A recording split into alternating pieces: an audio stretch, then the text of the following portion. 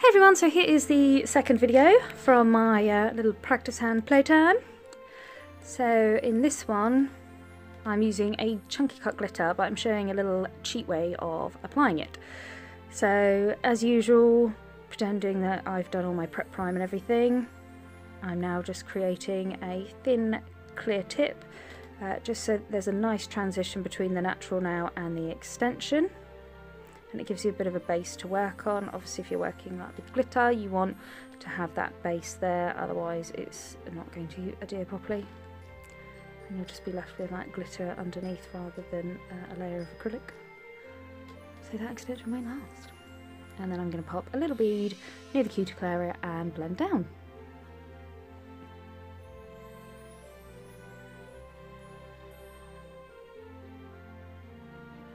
And then what I'm going to do is I'm going to get a small bead of clear acrylic, as you can see, and dab it into a multi-cut glitter that matches the chunky cut. So this is multi-cut in Holographic Ruby, and the chunky cut has red glitter in it as well, so there'll be a nice match. So I'm going to come in and just do a base of this multi-cut. Now what this means is sometimes with a chunky cut glitter it's hard to get full coverage and you'll have a lot of gaps. So if you do a base of a multi-cut or fine or super fine glitter, you've already got that base, that sparkly base, and then you can come straight on with your chunky cut on top. So I'm just making sure I'm getting a decent coverage of this multi-cut glitter.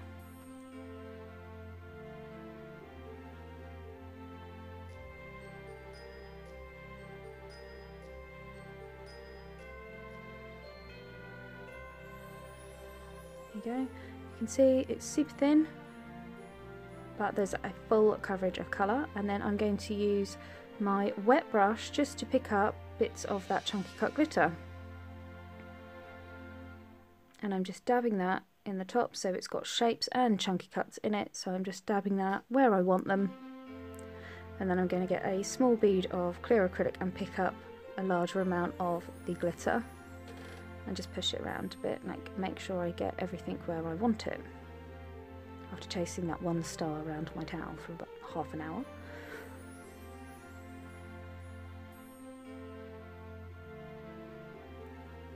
Just placing that on,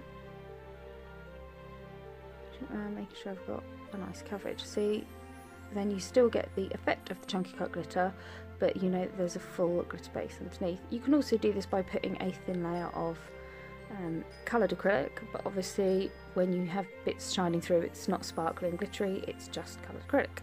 So there you go, still nice and thin. And then I'm going to cap that entire nail in crystal glass. So just make sure it's all nice and flat, nothing sticking up, and then here I come in with my crystal glass.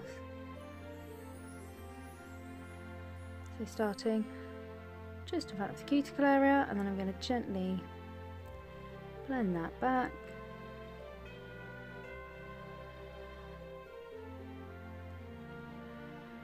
And then just put it forward. Now if you find that that chunky glitter is moving a little, just gently kind of push it back into place. What you can also do is wait a minute or two for it to set. So you can always go on to the next nail in the set and then come back and cap this after, so you've given that glitter a chance to set into place. You're not confident with being able to push it back into place like under the acrylic. Just give me a final bead on the tip there, blending that back.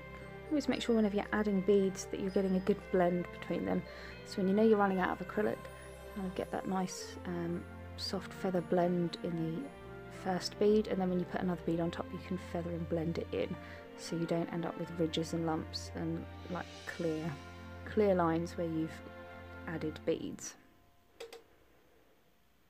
Sorry if you hear creaking in the background, I'm sat on my salon chair and it's very creaky.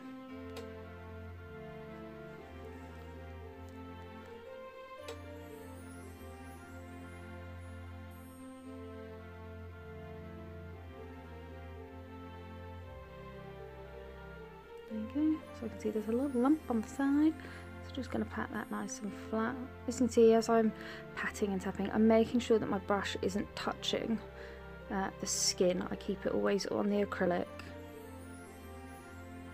because you don't want your brush to keep touching your client's skin, because then you're going to increase the risk of allergic reactions and issues like that. Overexposure. So there you go, that's all cured. So I'm coming in, side wall, gently underneath. Make sure you keep your file straight, not tilted up when you come underneath, and then the free edge, and then around that cuticle area nice and gently. Now when you're doing your chunky cut glitter, you want to make sure that you've got your multi-cut close to that cuticle area, but didn't add too much chunky, so that then when you come into file, you've got like much less chance of filing into it. And as always, starting kind of from one side and filing round. So filing that nail as our hole. I think this was the nail I was slowly pulling off as well, so I might have to reposition it. I will get used to using this practice hand again. And guys, give me feedback if you're enjoying these videos using the practice hand, whether it helps better than doing it on practice tips, so you get an idea of how to actually work like with your clients and stuff with it. If you prefer this to practice tips, let me know.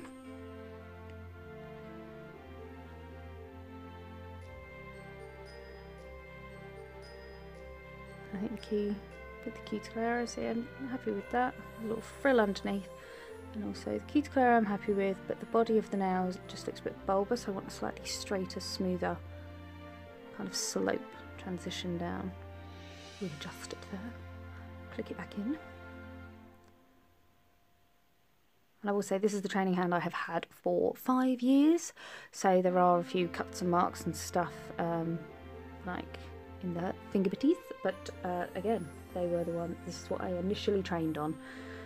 As lots of you know, I did my initial training with Essential Nails, which is a home learned course, so this training hand has had, it's seen some things, yeah. Now when we're all done and dusted off, I'm just going to pop on that LED top gloss. So as you can see, you still get that effect of the chunky glitter. You can see those big hexagons, those beautiful stars, but you've got a full coverage and it's nice and close to that cuticle line. Again, I'm going to use my A-body lamp.